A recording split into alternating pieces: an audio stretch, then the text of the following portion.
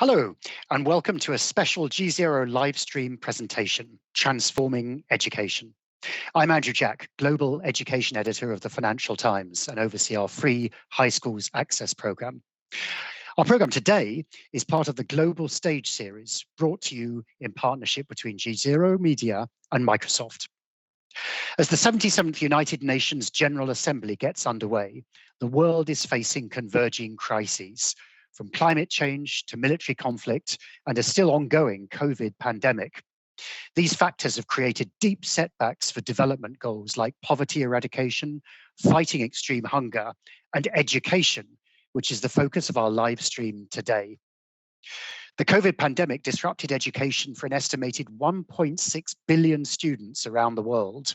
The UN reports that nearly 150 million of them lost out on at least half of their in-person schooling since 2020. We've assembled an all-star panel of experts and private sector leaders to discuss the deep impact this disruption has caused and how to fix it moving forward. We begin today with Evelyn de Jesus, Executive Vice President of the American Federation of Teachers, and Leonardo Garnier, the UN Secretary General's top advisor on the Transforming Education Summit taking place this week. Welcome to you both. Thank you. Leo, I want to start with you. So in a keynote address that you delivered this summer, you said, we're not even close to reaching SDG 4, the Sustainable Development Goal, around quality education for all. Give us the overview of where we stood globally on the goal before the pandemic in March 2020 and where it stands today. Hello, Andrew, and thanks for the invitation to be part of this conversation. Let me start by recognizing that after the terrible impact of the education of the 1980s crisis, the world, and especially lower and middle income countries, started to improve in their education investments during the first decades of this century. These improvements, however, were not significant enough in terms of the existing situation and the ambitious and yet very simple challenges of SDG 4, which aims to, and I quote, ensure inclusive and equitable quality education and promote lifelong learning opportunities for all. As simple as it sounds, for most developing countries, this goal remained a distant one even before the pandemic. First, it was distant in terms of mere access. It is estimated that at least 260 million children were completely out of school before the pandemic. I know big numbers are not easy to grasp. That's almost 4 times the total number of children in the USA, 17 times the number of children in Japan, 26 times the number of children in Germany, or 54 times the number of children in Australia, completely out of school. But it is even more dramatic in terms of effective learning. In 2019, it was estimated that 57% of 10-year-olds in low and middle-income countries were unable to read and understand a simple story. Now, with the impact of the pandemic, it's been estimated that around 70% of children in these countries will not be able to read and understand a basic text by age 10. And this is not only a problem in poor countries, but a similar situation also affects children from poor families and neighborhoods in several high-income countries like the US, reflecting a growing educational inequality. Of course, this has to do with insufficient educational investment. The commonly used benchmarks for education spending are to reach 4 to 6% of GDP or 15 to 20% of total government expenditure. Those indicators had improved slightly in recent decades, but fell again during the pandemic. But percentages are not enough. To really understand how far we are from what we should be doing in education, let's look just at how much each country is investing per school-age person. High-income countries spend on average about $8,000 a year per school-age person. 8,000. Next, upper middle-income countries invest about $1,000. Lower middle-income countries, only about $300. And quite at the bottom, lower-income countries are merely able to invest $50 per year per school-age person. These international disparities are compounded by disturbing educational inequalities within countries, where the benefits of educational investment do not usually reach those who need it the most. the pandemic and the ongoing global economic crisis make these gaps and inequalities even harder to confront. That's the picture at this time. And we'll talk in a little bit about solutions and next steps post the summit. But just sort of setting the scene, you've talked about the challenges even before the pandemic. I mean, is that largely about financing? Do you think the gaps that explain why progress was already slow, or are there some other structural factors that you think have been holding back longer term aspirations to get towards that achievement of quality education? It's complicated because it would be easy to say it's a question of financing, and usually we talk about the political will, whether there is or there isn't enough political will to finance this, or whether a country is too poor. I think that especially when you look at the situation in less developed countries, or poor or lower income, or whatever the name you want to use, the problem is that even if there is huge amounts of research showing that investing in education pays, even in economic terms, even for increasing growth or for increasing income in the future.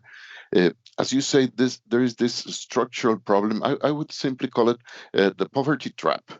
When you have a country with a lot of cheap labor, a big supply of very cheap labor, the kind of investments that usually tend to come to those countries or emerge in those countries are investments whose profits depend not on increasing productivity, not in sophisticated technology, and of course not in a highly educated labor force, but precisely on those wages being low. So you don't have this virtuous cycle of increasing productivity and increasing wages. You have the opposite. You have a cycle where low productivity goes with low wages, and those two things go with not investing in education. In such a poverty trap, investing in education is perceived by the economy as a waste of money. And that's a trap you have to break if you really want to invest in education. So we'll think a bit more about solutions in a minute. But Evelyn, I want to ask you about the impact specifically in the United States. Recent national test results revealed that math and reading scores for 9-year-olds fell by the largest margin in 30 years. Why is that? So thank you for having me, and thank you, Andrew, for this question. The short answer is that for the last 2.5 years, we've had ongoing, unprecedented, intersecting national traumas. I'm not saying that that's an excuse. Kids need to understand. Math and how to read. This is true, but it is truth, and 9-year-olds were not immune from this. Millions of people died. There were kids that loved those people. More than 200,000 kids had 200,000 kids have gotten lost, have lost family members, have died. So imagine the social and emotional piece of it. Hospitals were full. In New York City, where I'm from, you could hear sirens around the clock. Schools shut down. People were scared. Fear was rampant. Kids experienced that fear. The economy crashed and parents lost their jobs. Other parents, frontline workers, had to keep working in the midst of this pandemic, fearful every day for their own lives and the lives of their families. So, of course, normal schooling was interrupted, and remote instruction, especially for children, was there. It is no substitute for in-person learning. If you talk to any parent who had their kids at home for any significant part of these past 2.5 years, you know what I'm talking about. Teachers and parents have worked incredibly hard throughout this period.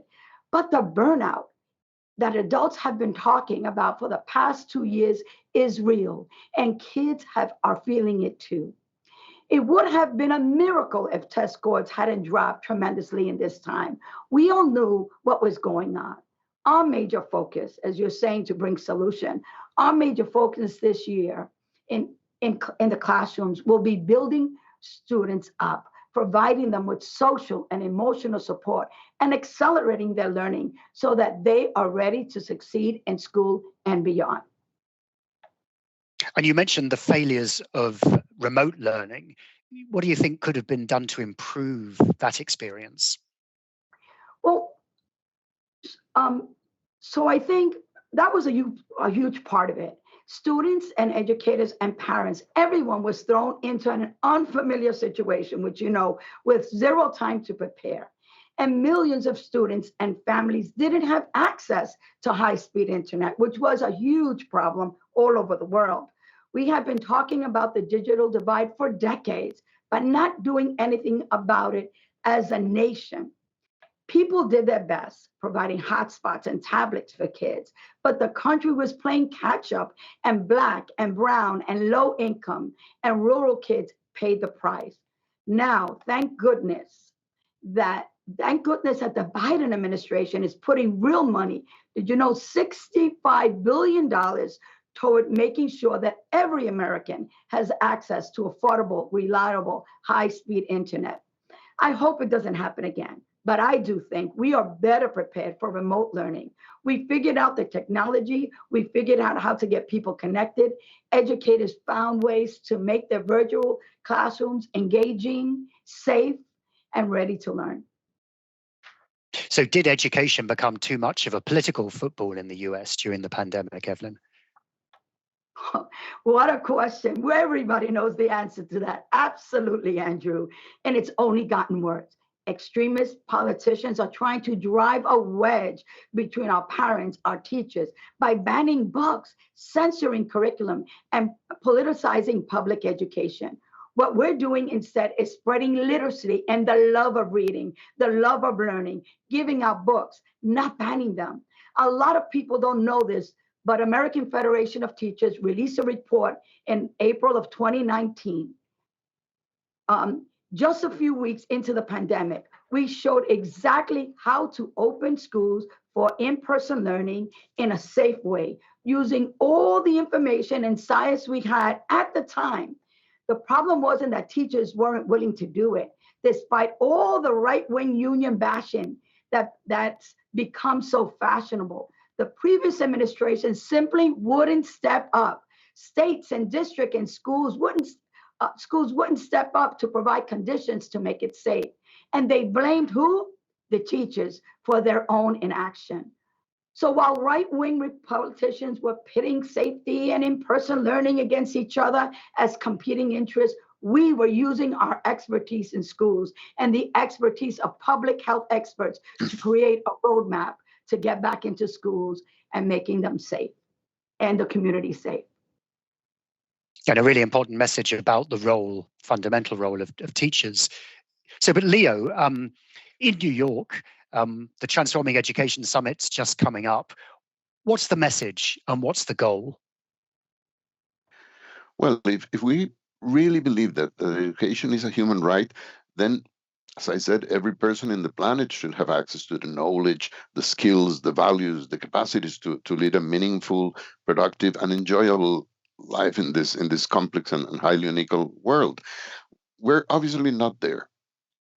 And as I said before, we're not even getting closer. That is why the Secretary General convened this Transforming Education Summit, mainly to put education at the top of the political table and to call for its transformation. And what do we mean by transformation?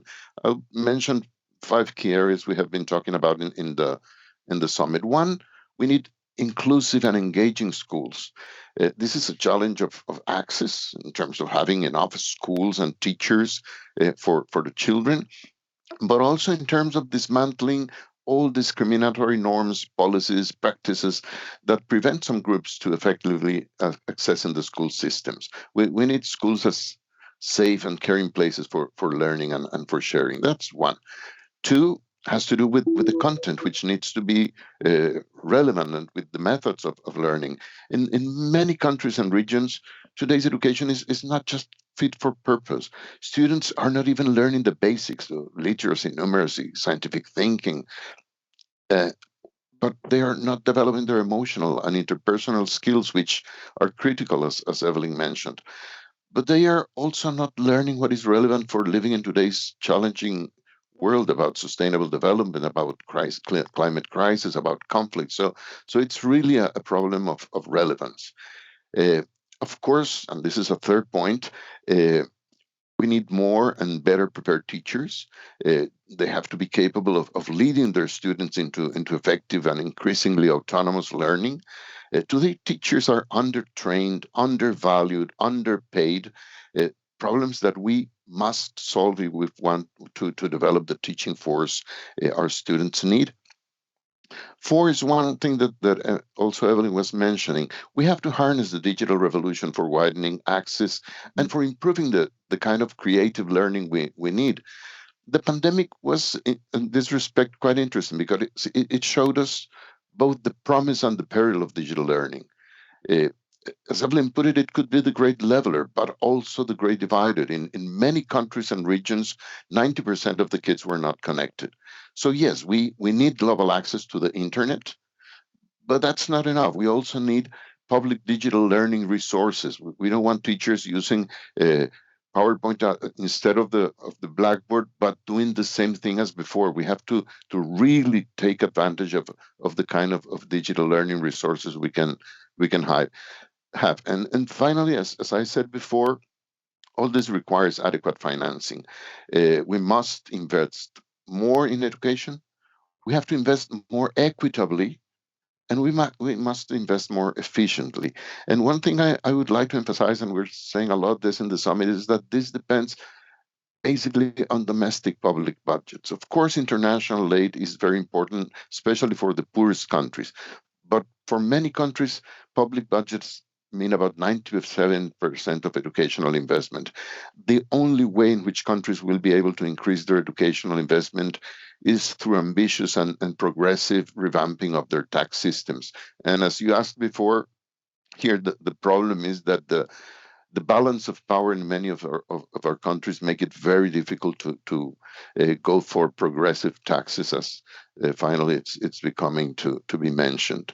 I think that financing education should be seen as an ethical imperative, but if we are wise enough, it should also be seen as the best economic investment we can make, is the most profitable investment. Balancing the budget by cutting education is ethically perverse, but it's economically absurd. It cuts precisely that investment on which future economic growth would depend. So as I said before, you have to break free from those poverty traps and finance education for the kids and for the economy. So Eurasia Group and GZERO Media President Ian Bremmer recently interviewed UN Secretary General Antonio Guterres. Here's some of what he had to say about the need for transformation in education. To learn things is less and less important. To learn how to learn is more and more important. But that makes the need for educational systems, for the teachers, the way they are trained, for the equipment that is available, namely digital equipment, for all that, for the capacity to work in teams, it is a revolution.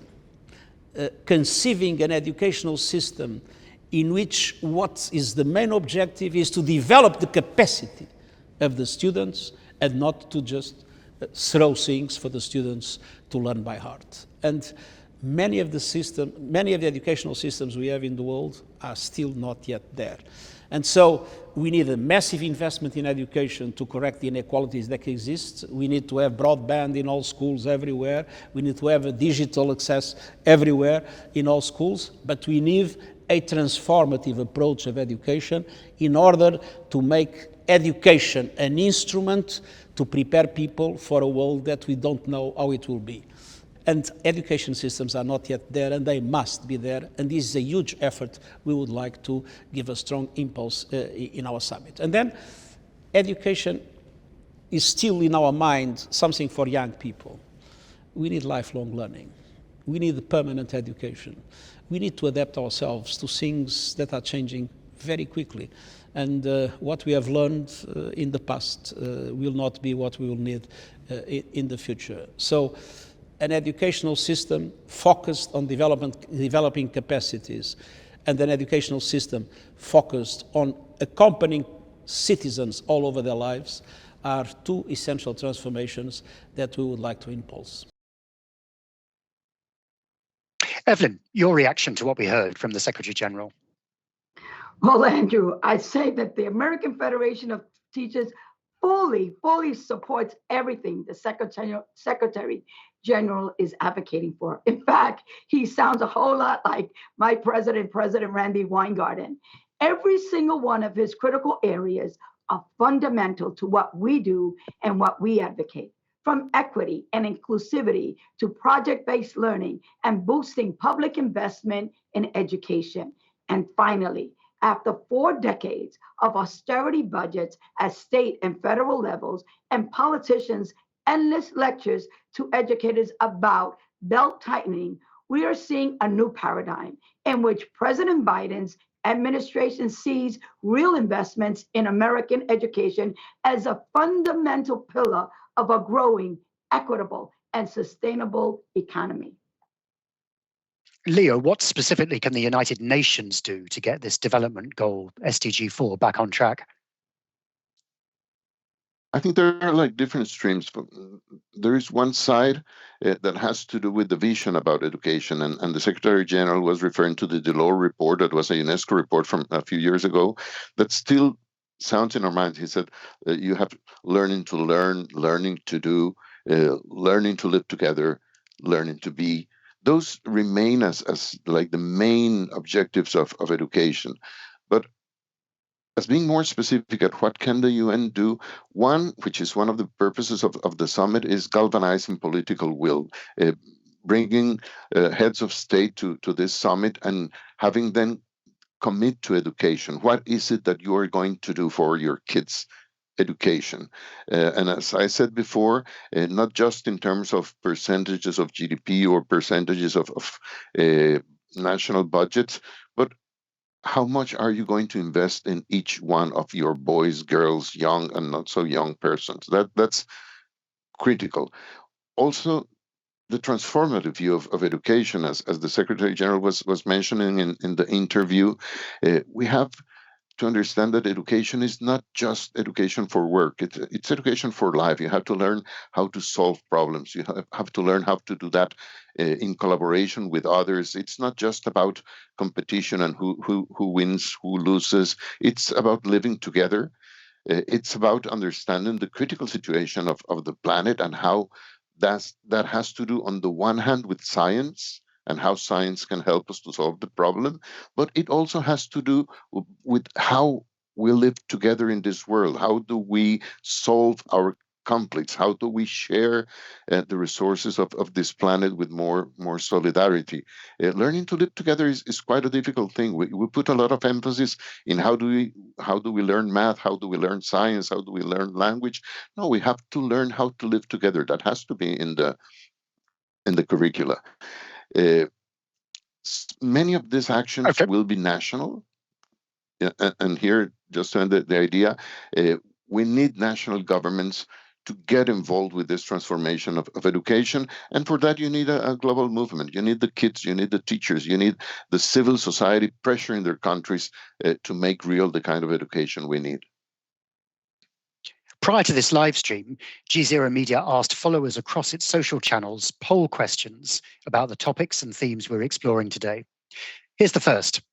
Disrupted education has most impacted learning and academic growth, mental health, or socialization skills. And here's a look at how you voted.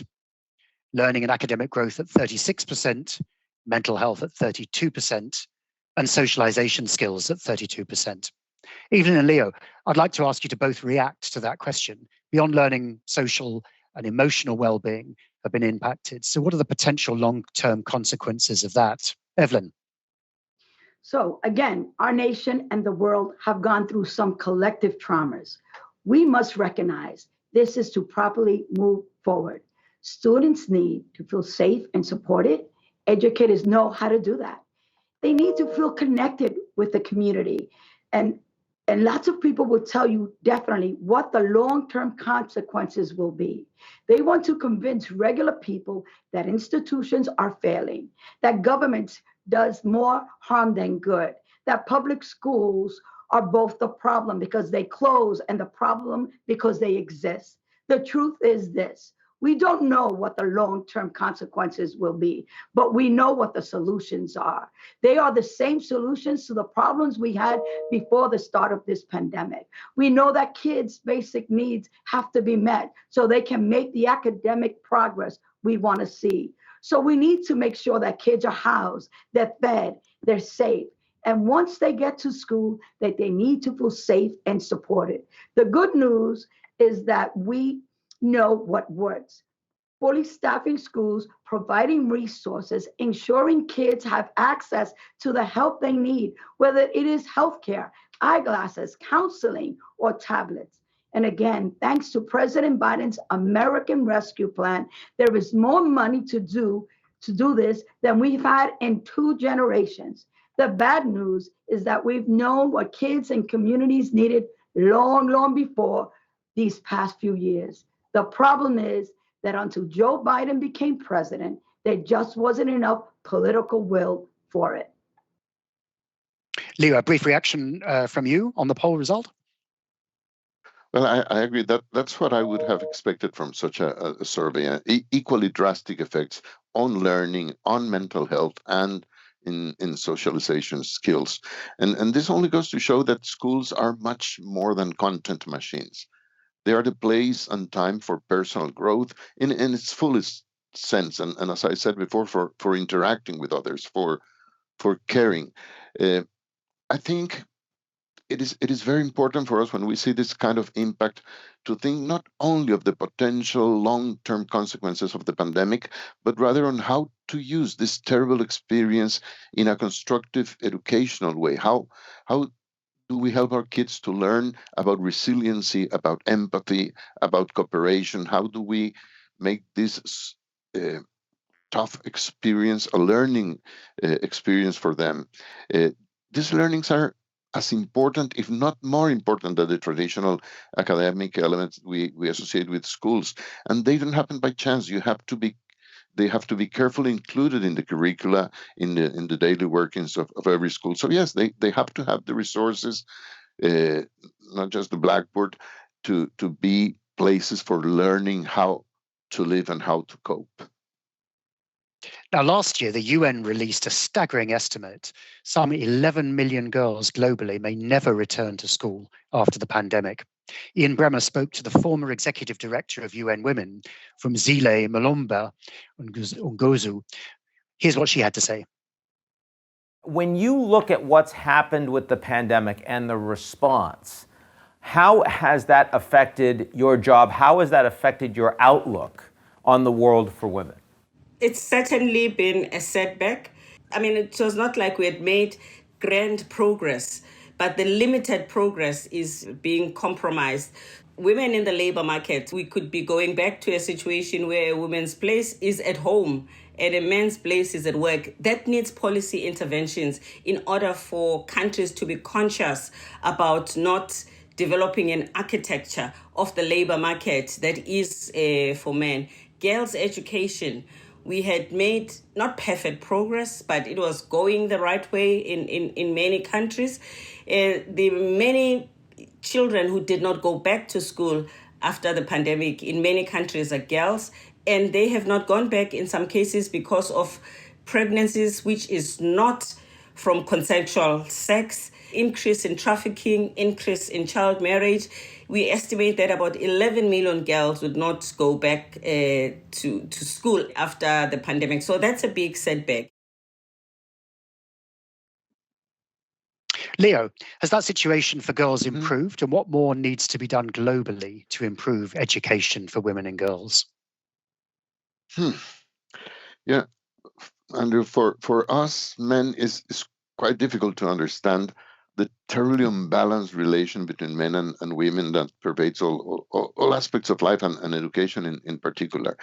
This imbalance starts from the day we're born. It has to do with the toys we receive to play with, how our parents or other adults talk to us, from the expectations they instill in us from the earliest days, and then it only gets worse.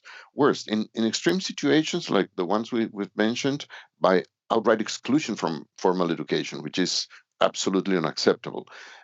Fortunately, with a few terrible exceptions like Afghanistan, this has been changing positively in most countries.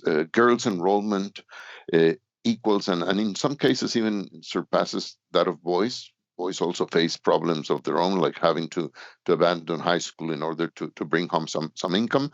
But even when girls are in high school, or go to the university, as they are doing in increasing numbers, they're not studying the same professions as men. And even when they do, they don't receive the same treatment as we do. Let's use the educational profession as an example. The teaching profession is highly feminine. Most teachers are women, but the professional development of male and female teachers is quite different. In preschool, almost all teachers are female. In primary school, not all, but most of them are women, while the proportion tends to be reversed in better paying high school jobs. And when we look at positions of power, most schools, masters, or principals are men. The same happens in many professions. To receive equal treatment, women must be much better qualified, smarter, and work much harder than men. And even then, they hardly make it to the top. And when they do it, it is at a terrible personal cost. And yes, this is about education, but of course, it is also about power. Education is embedded in a specific social context, and it is part of the reproduction of power structures. On the positive side, as Paulo Freire and many others have argued for many years, education could play a subversive role, a transformative role in terms of making us feel uncomfortable with those unbalanced relations, helping us, and especially helping girls, recognize that when we have a right that is denied to others, that is not a right, that is a privilege. If it does that, education could be contributing to create a new culture, new norms, new balances of power, a better way of living together. But for that to happen, again, we need a movement. We need the participation of young people, of women, of girls, and people of color, pressuring for this equal treatment in education so that we can have a better society. Evelyn, I see you're nodding enthusiastically. I'm afraid we've run out of time for this segment, but I'd like to thank both you, Evelyn de Jesus, and Leo Garnier. Thanks so much for your time and your input on this incredibly important issue. Thank you for having us. A pleasure. Thank you. Nice to meet Evelyn. Thank you. We have lots to unpack from all that we've just discussed, including the role technology plays in all of this and what the political and economic implications are of the great education disruption. Joining me now are Gerald Butts, Vice Chairman of Eurasia Group, and Vicky Robinson, General Manager of Microsoft's Airband Initiative. Welcome to you both. We've heard quite a bit from both of our expert guests today already. I want to give you each a chance to call out what struck you most from our previous segment. Jerry? Well, look, I think the most important learning to take away from all this is that people have been through an extraordinarily disruptive and difficult time, and kids have felt that around the world more than just about anyone. I think we can quantify, and I'm sure we'll get into this in the discussion, Andrew, the economic impact of this over the short, medium, and long term. But for those of us who are watching who have children or happen to be on the panel who have children, none of what we heard is any surprise. And Vicky, a standout message for you from our first part of discussion here today? There's a lot to unpack, but I would say as a digital inclusion advocate, but most importantly, as a mother of high school children, I think the point that stands out most to me, the biggest challenge, is the number of kids who may never return to school. And the number, when you think about 11 million girls who will not likely return to school as a result of the great education disruption, that has huge implications, not just around our efforts to improve quality of education and lifelong opportunities, but also gender inequality, which is something that we've been battling before and we continue to try to get after. But progressing from that, just long-term economic opportunities. And so it's a lot, it's a big challenge, but we have to get after it. So Vicky, in the last 2 years, we've seen an exponential growth in and dependence on technology in education and remote learning. Can you give us a sense of the role technology has played for those who had connectivity and for those who didn't? Sure, Andrew. I think One of the great things about the pandemic, at least from my perspective, is that it certainly accelerated digitization. And with that acceleration, you see the potential of technology being unlocked. Unfortunately, with that digitization, we also saw magnify the gap between those who have access to technology and are connected to the internet, and then those who do not. And this has real ramifications for the educational space. And so with the pandemic and school closings, whereas children before were able to at least get access to some level of education and exposure to technology in the best case scenario in the school environment, all of that changed drastically as the world closed and those schools closed, and you had a situation in which you had children, including my own children, who were able to continue on with learning because we had in-home connectivity. And this provided, I would say, for our family, an enormous amount of benefit from the children as my own children transitioned from middle school and on to high school and were able to have some sense of normalcy by being able to participate in online learning. Unfortunately, 2/3 of school-age children did not have and don't have in-home connectivity. And as a result, they were cut off from learning and that sense of community and normalcy. And we know from the data that many of those children who did not have access to technology and in-home connectivity, millions of them will not return to school.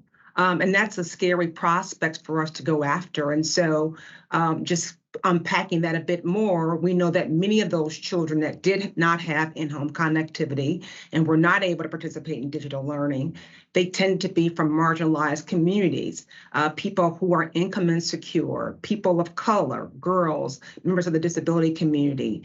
And so it's a huge benefit to be able to participate in digital economy through access to technology and being connected online. But there is a lot more work for us to do so that we can ensure that everyone can share in that equally and reap the benefits of digitization and technology. So let's talk about that divide. Jerry, in what ways do you see the global equality gap growing because of these educational setbacks, and what could result? Thanks, Andrew. That's a great question. And one of the things that we've been looking at since really just the beginning of the pandemic, we at Eurasia Group expected the pandemic to act as an accelerant for pre-existing trends. That had some positives, digital adoption of digitization, as Vicki was talking about. And parenthetically, I'd just say a lot of people are having understandable angst about the amount of time their kids are spending on screens. But we should also consider the counterfactual, what this pandemic education experience would have been like had we not had all of this advanced technology. Had this pandemic struck when I was in high school in the late 1980s, it would have been a very, very different educational experience. But getting back to your question, I think this was covered a lot in the panel that preceded mine and Vicki's remarks, but it's important to note that it exacerbated divisions, both economic disparities, both within countries, and Vicki talked a lot about that, particularly being harmful for marginalized groups within Western democracies, but it also exacerbated disparities between countries. So one of the things that we're concerned about at Eurasia Group is if people lose economic opportunities because they have diminished educational attainment, then that will lead to disruptive politics around the world and disrupted geopolitics between countries. This is something that we should all be quite concerned about as a direct consequence of the pandemic. It's time now for our second viewer poll. Here's the question. Since the pandemic, my child's reliance on technology has increased, reduced, or stayed about the same. And here's what our viewers had to say. It increased 85%, reduced 3%, stayed about the same 12%. So a huge impact of increased influence and penetration of technology. Jerry and Vicki, stay with me.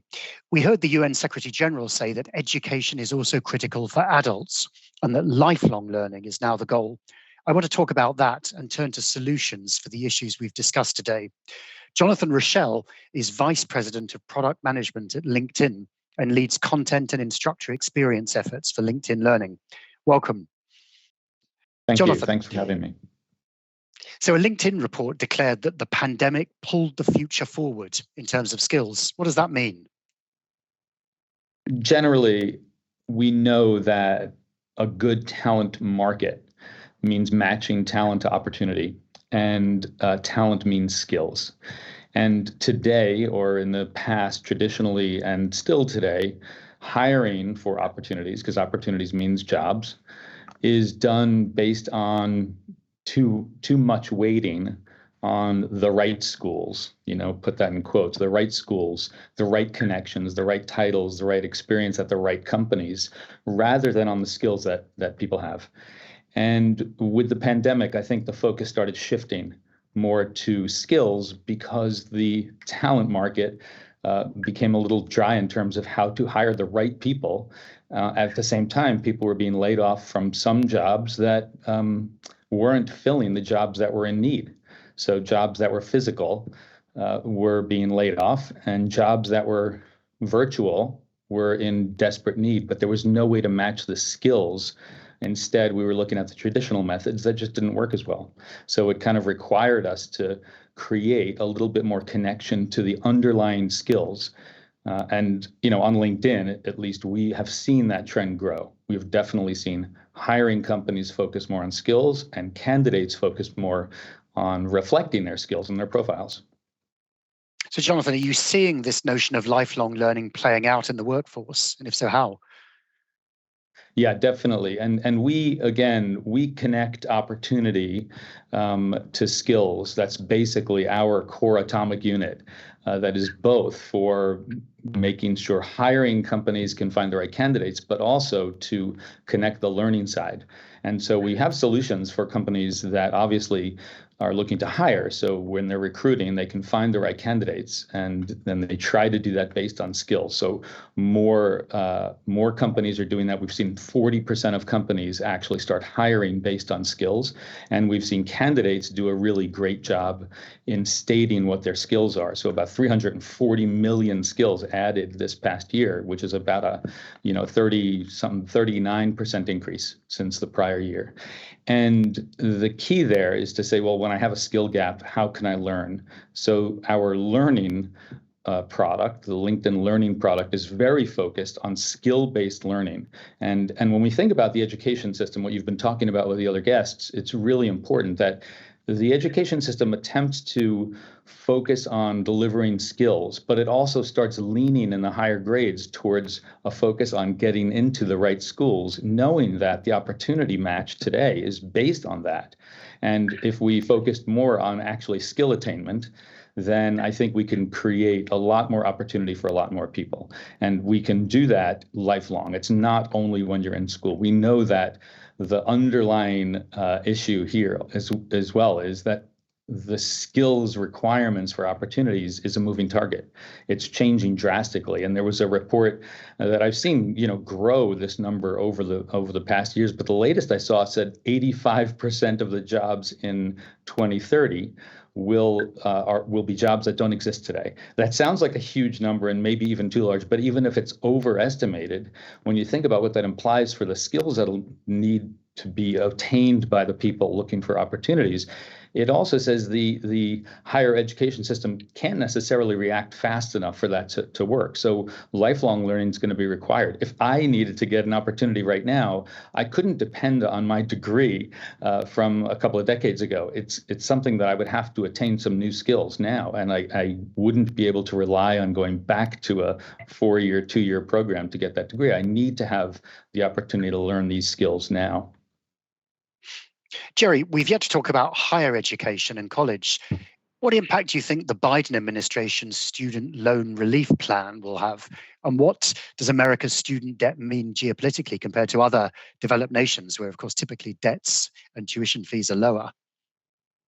Well, I think if you're amongst the group that will benefit from the relief plan, then you're going to be very happy about it. And I think what we should applaud, given what we've discussed, on the panel is that it will disproportionately target marginalized groups, that in particular Black students in the United States will benefit from Biden's student debt relief package.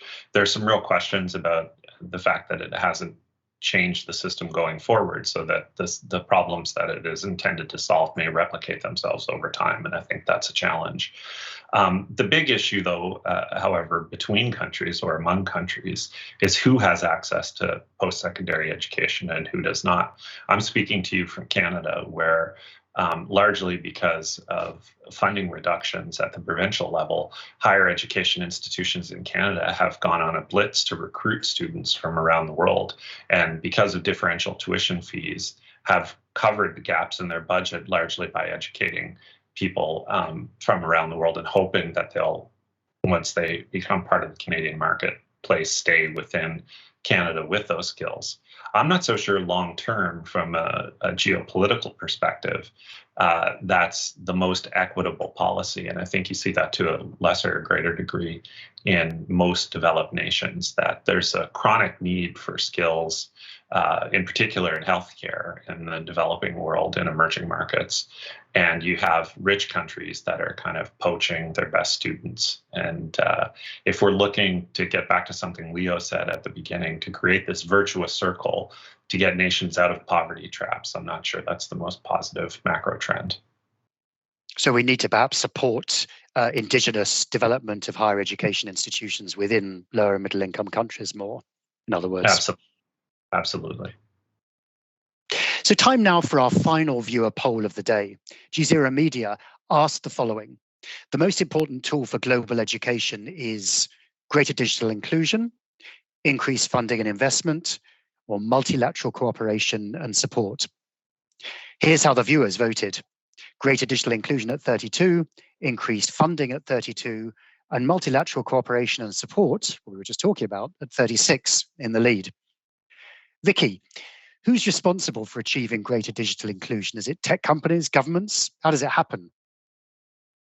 I think it's a shared responsibility, and this can't be a spectator sport, because there's just too much at stake for any group or part of the world to sit on the sidelines.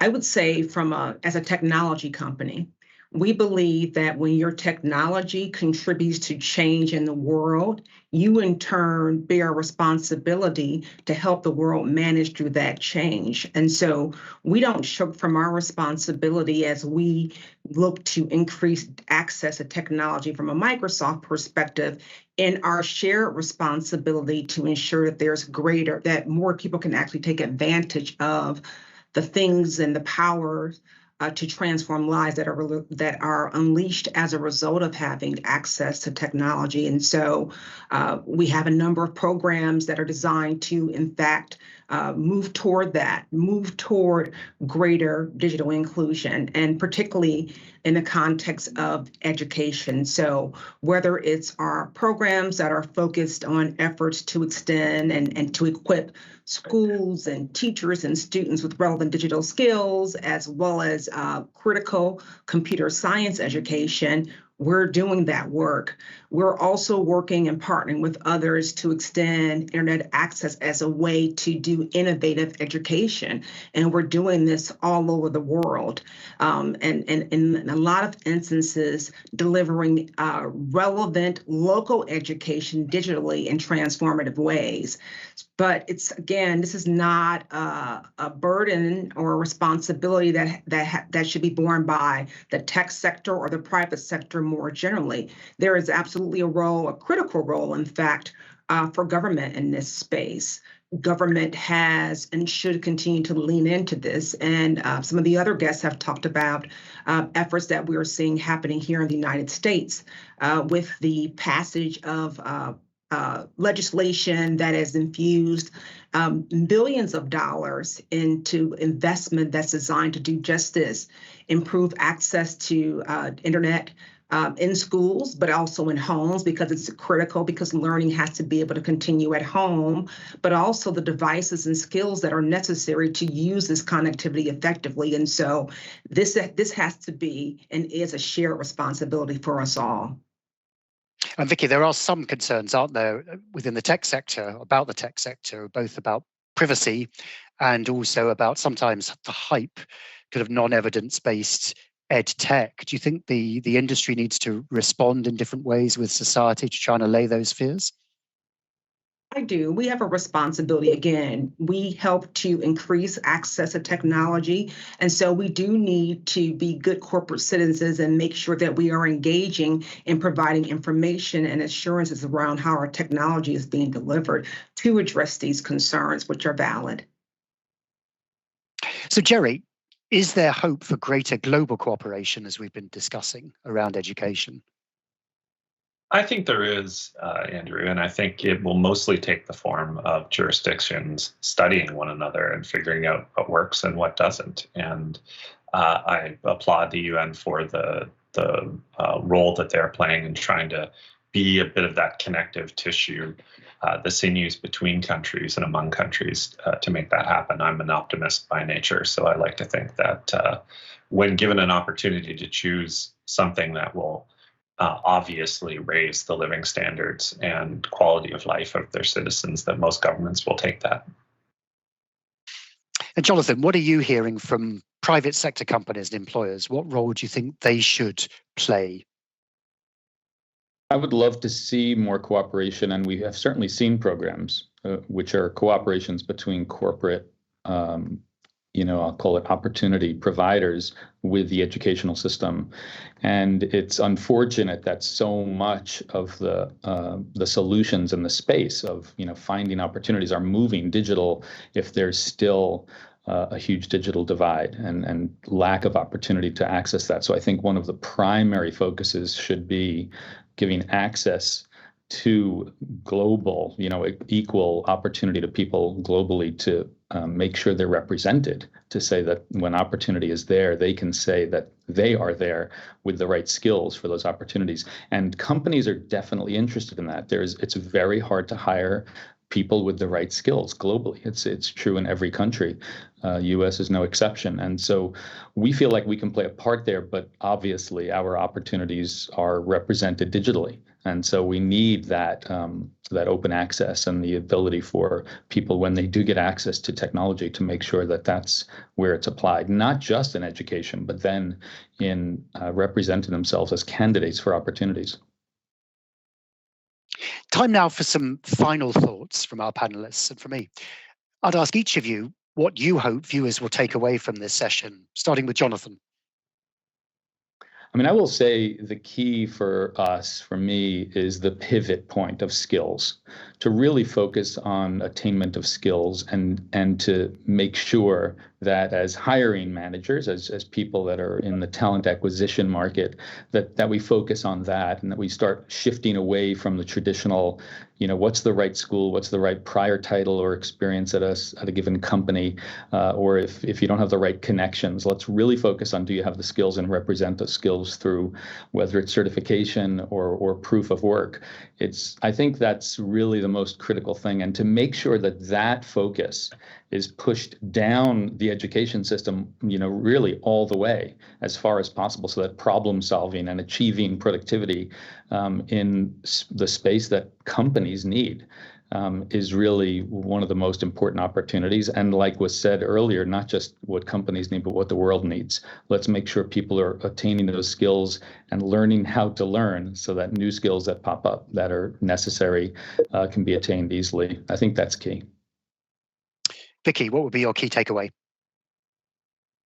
There's a lot of data that has been shared as part of this very important conversation. And my hope is that people absorb the data. They don't run from it, but we use it as an incentive to take the actions that are necessary to address these problems for the long term. They are not going away. The pandemic merely showed a light on the magnitude and scale of the problems. I think one of the most important things that we can do to foster improved outcomes in education, not just for students, but for adults, to really get after and improve lifelong learning opportunities is to ensure that we're investing in digital infrastructure, which is the backbone and backdrop for the digital world. And so I hope that there will continue to be focused effort and investment toward that goal. And Jerry, your thoughts? Well, I'd say two things. One is that it reinforced what I think we all know, and that is that education is a fundamental building block of both healthy economies and vibrant societies, and hopefully democratic ones. Secondly, and I think was put very well by Jonathan a little while earlier, and Vicky as well, that education is a continuum, and that in primary and tertiary education, we should be teaching kids how to learn so that they can continue to learn throughout their lives. And then, as the Secretary General said, throughout their lives, we should be giving them guidance and helping them decide what to learn. But without those fundamental building blocks, you're not going to be able to acquire those vital skills that Jonathan talked about throughout your career. So education often gets talked about as an either-or proposition. You either acquire skills that are of direct value in the marketplace today, or you study more esoteric things that aren't going to translate into a job the minute you graduate. And I think that that's a false dichotomy, that both of those things are absolutely essential building blocks for education, no matter where you are in the world. So we had a fascinating discussion with our different panelists and drawing from our polls and the wider interviews today. For me, some of the things that struck out were, first of all, of course, both the potential, but also the challenges, including the divides around technology in supporting and strengthening the scope for education. We heard about the incredibly powerful continuing role of teachers, but nonetheless, these concerns around the risk of burnout in the post-pandemic world. We heard, as Leo was mentioning at the start, that schools are so much more than simply content machines. Those wider issues of values and the passion for learning is really important. And we heard in the context of the UN summit just coming out, the importance of priorities and real commitment and financing, real key challenges and ones that there's hope, but of course a real difficulty for world leaders to get to grips with, given all the wider geopolitical context that they're facing at the moment. These and a number of other issues you'll find amongst other places in the Financial Times, where our own Investing in Education report is coming out over the next few days. So do look out for that. Jonathan Rochelle, Vicky Robertson, and Jerry Butts, thank you all very much for your participation. And join GZERO next week as they come to you live from inside the United Nations headquarters for another special program. That's next Wednesday, September the 21st, beginning at 11 a.m. Eastern. I'm Andrew Jack. Thank you all for watching and have a great afternoon.